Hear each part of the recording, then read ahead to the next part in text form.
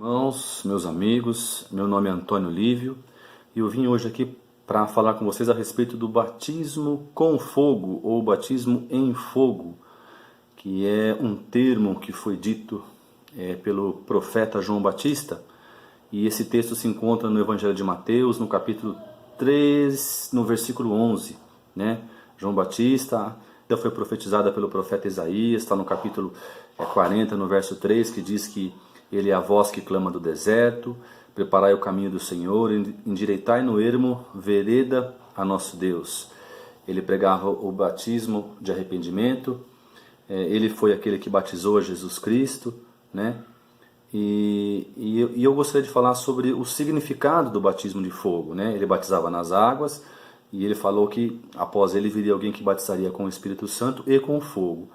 Há alguns estudiosos, teólogos, né, homens de Deus, que dizem que esse batismo com fogo se trata do juízo final, né, onde será separado, né, aqueles que creem daqueles que não creem, dos salvos dos não salvos, né. Outros acreditam que é revestimento de poder, né, outros acreditam que é purificação. E hoje eu gostaria aqui com vocês de estar tratando desse assunto, olhando as escrituras junto com vocês, para a gente tentar chegar num consenso aí, eu vou ler para vocês o texto aqui a partir do versículo 7, ok? Que vem um pouquinho antes do versículo 11, que diz assim: E vendo ele muitos dos fariseus e dos saduceus que vinham ao seu batismo, dizia-lhes: Raça de víboras, quem vos ensinou a fugir da ira futura? Produzi, pois, frutos dignos de arrependimento, e não presumais de vós mesmos, dizendo: Temos por pai Abraão, porque eu vos digo que mesmo destas pedras Deus pode suscitar filhos a Abraão. E também agora está posto o machado à raiz das árvores. Toda árvore, pois, que não produz bom fruto, é cortada e lançada no fogo. E eu, em verdade, vos batizo com água para o arrependimento. Mas aquele que vem após mim é mais poderoso do que eu. Não sou digno de levar as suas sandálias. Ele vos batizará com o Espírito Santo e com fogo. E em sua mão tem a pá, e limpará a eira, e recolherá no celeiro o seu trigo, e queimará a palha com o fogo que nunca se apagará. Amém? Então, irmãos, aí vamos começar com esse versículo 7, né? Que fala da chegada dos fariseus e dos saduceus, que é essa chamada de atenção, né, de João Batista é muito interessante para nós, porque é possível a gente fazer uma analogia das seitas judaicas com a igreja nos dias de hoje, né? A gente vai lá em Romanos 11, a partir do verso 17, Paulo, que escreveu a carta aos Romanos, ele nos diz que nós, os cristãos, né, os crentes de hoje, e de todos os tempos, né, desde da morte e ressurreição de Jesus, do início da igreja, nós somos como ramos enxertados, né, que ocupamos o lugar daqueles que foram cortados, né? E isso é uma referência ao povo judeu, à nação de Israel, que rejeitou o Messias. Não é uma substituição ao povo judeu, porque muitos judeus, inclusive na igreja primitiva, eles se converteram ao cristianismo, eles aceitaram a Jesus Cristo, eles aceitaram, eles se arrependeram e receberam, né, o sacrifício que Jesus Cristo fez por todos nós, para a nossa salvação, né? Então fala daqueles que não creram, dos judeus que não creram, e muitos dos fariseus, né, que eram os mestres da lei, né, que eram aqueles estudiosos, aqueles que tinham conhecimento da Torá, né, do Antigo Testamento, e que rejeitaram a Jesus, né? Então nós somos ramos enxertados, ocupamos o lugar dele. João também fala, né, no capítulo 1 do Evangelho de João, lá no verso 11, ele fala que o Jesus veio para os seus e não o receberam, mas quem creu o recebeu e tornou-se filho. Foi o que João falou, né, no capítulo 1, também fazendo uma referência à rejeição da nação de Israel, do povo judaico, ao Messias, né? Você também tem a parábola das bodas, né, quando Jesus comparou o reino dos céus a uma celebração das bodas do filho, né? E nessa celebração os convidados começaram a dar desculpa, né? Uma referência também à nação de Israel, que não quis saber do Messias, né? E ele acaba dizendo que os convidados não eram dignos, né? E acabou convidando outras pessoas para ocupar esse lugar, né? Daí você vai lá para o versículo 9, quando ele fala a respeito dos frutos, né? Frutos dignos de arrependimento, diz lá o versículo 9, né? E dos lavradores, que conta aquela história que um homem plantou uma vinha, né? E quando chegou o tempo dos frutos, ele mandou os seus servos, né, para a colheita, e os seus servos foram, bateram neles, expulsaram eles, né? Depois mandou mais servos, aconteceu a mesma coisa. Depois mandou o filho, e com o filho foi morto, né? Porque eles queriam usurpar o reino. Também uma menção à descrença, né? dos fariseus, dos saduceus e afins, né? Dos judeus em geral, né? O seu reino será tirado e será dado a uma nação que dê frutos.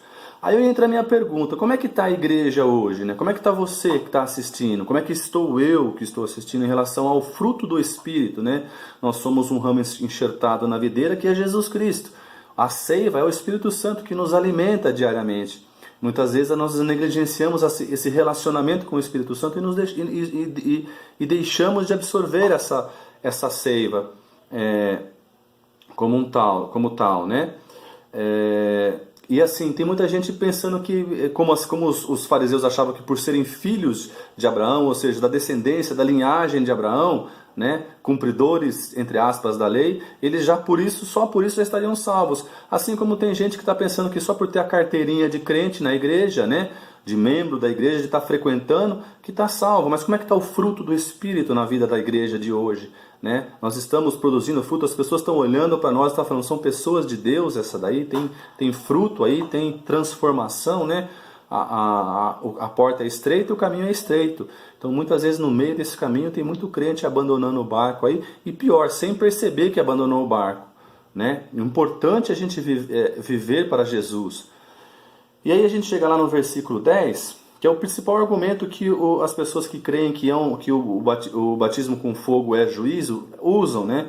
Porque fala com razão a respeito ele diz assim, né? Vou ler aqui com vocês de novo o versículo 10. E também agora está posto o machado à raiz das árvores.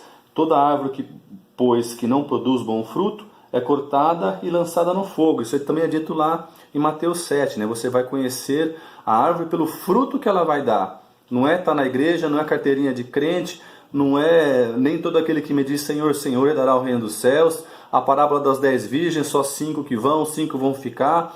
A semente que é semeada em 4 terrenos, mas só um dá fruto, né? Só um frutifica. Então a importância do fruto, a importância da gente evoluir, ter maturidade no cristianismo como um todo, né? E aqui de fato no capítulo 10 está falando do juízo final, da separação do ímpio e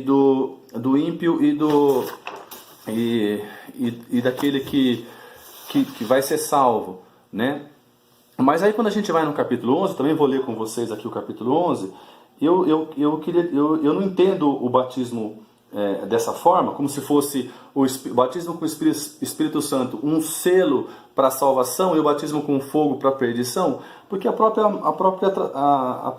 texto desmente isso. Ele diz: eu em verdade vos batizo com água para arrependimento, mas aquele que vem após mim é mais poderoso do que eu, não sou digno de levar as suas sandálias. Ele vos batizará com o Espírito Santo e com fogo, não é ou com fogo. Então são dois batismos diferentes. O batismo com o Espírito Santo é um e o batismo com fogo é outro, né? E a gente sabe, né? Não vou entrar nesse assunto, nesse método, porque é um outro assunto, mas a gente entende que o batismo com o Espírito Santo foi um revestimento do poder que veio lá do alto. Lucas falou na última frase de Jesus aqui, ano 49, ele diz, né? Para que os discípulos esperassem até que do alto fossem revestidos de poder. Né? Também repetido no capítulo 1 do livro de Atos, no versículo 7. Né? E isso se cumpriu lá em Atos 2, quando os discípulos estavam no cenáculo e eles lá receberam o batismo com o Espírito Santo, começaram a falar novas línguas e viram como línguas repartidas de fogo. Né? Línguas repartidas como de fogo. Então, também eu creio que nesse aspecto a gente pode entender como um revestimento de poder, certo? Mas e aí? É um revestimento de poder, mas como é que funciona isso? Como é que é esse batismo com fogo? Como é que é esse revestimento de poder? Né? O fogo na Bíblia é usado como símbolo de purificação.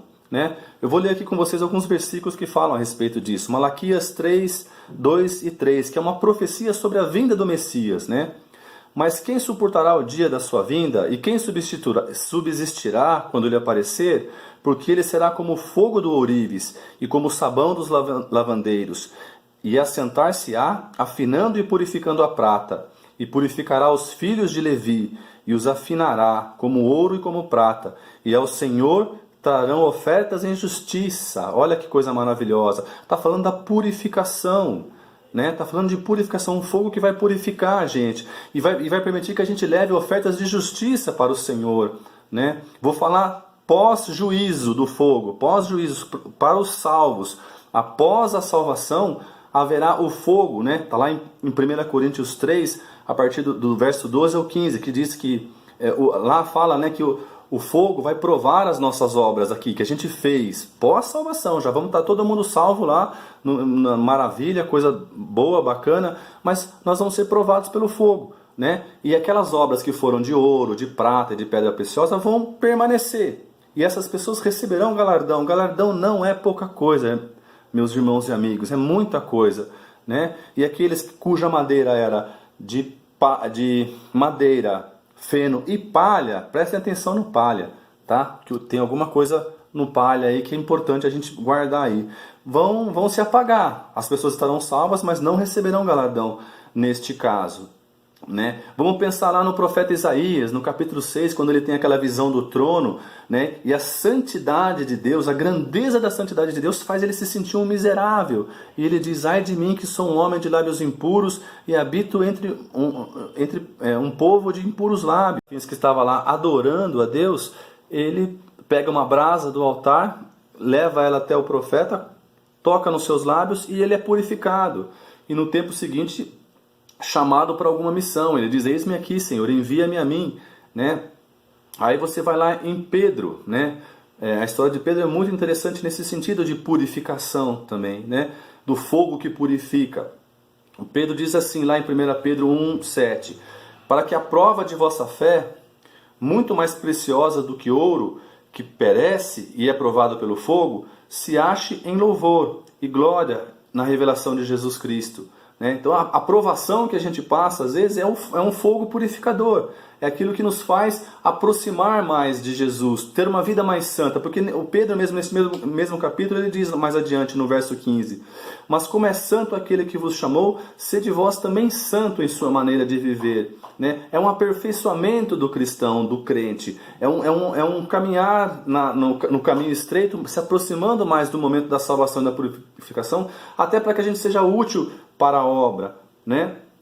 E a história de Pedro é muito interessante, porque Lucas, no capítulo 22, se eu não me engano, no versículo 31, que diz assim, eu peguei até uma versão aqui, que é a nova tradução da linguagem de hoje, que eu achei a melhor tradução para entender isso, que diz assim: Simão, Simão, escute bem, Satanás já conseguiu licença para pôr vocês à prova. Ele vai peneirar vocês como lavador peneira o trigo, a fim de separá-lo da palha. O trigo, junto com a palha, coloca numa peneira. E você joga para o alto, num lugar que tem vento. O trigo é mais pesado, ele volta para a peneira. O vento bate e leva a palha embora. A palha representa aquilo que é mal que está dentro da gente. E o trigo é aquilo que é bom e que tem que ficar com a gente.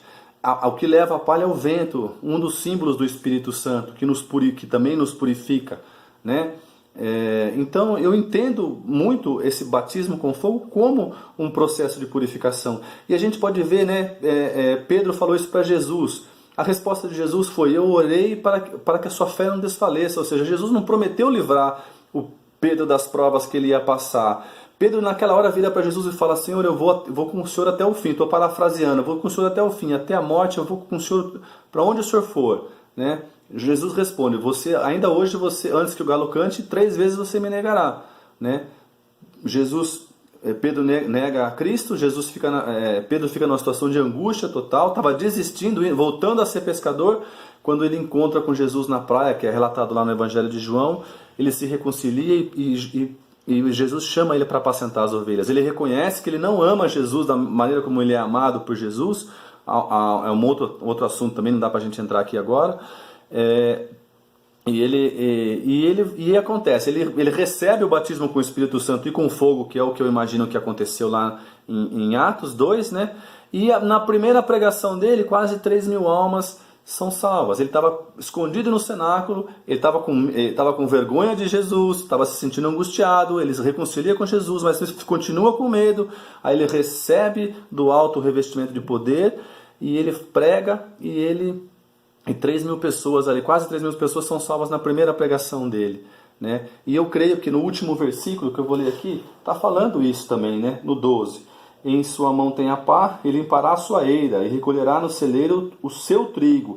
Ele está falando ali que vai limpar a sua eira, recolher o seu trigo, e queimará a palha com fogo que nunca se apagará. Então, para mim, é muito claro que é um processo de purificação. E o efeito do batismo com o batismo com fogo é isso. É um amor por Jesus, é uma paixão por Jesus, é um despertar muito grande em relação ao desejo de obedecer, de ser santo, de buscar a santificação, de buscar a purificação. E tudo isso para a gente fazer a obra de uma melhor maneira, né? Para a gente atender a Jesus de uma melhor maneira. Tá? É um assunto muito complexo, muito difícil de falar em pouco tempo, para o vídeo não ficar muito longo, mas espero que tenha ajudado você aí, e até uma próxima. Tá? Deus abençoe você, Deus abençoe a sua família, em nome de Jesus.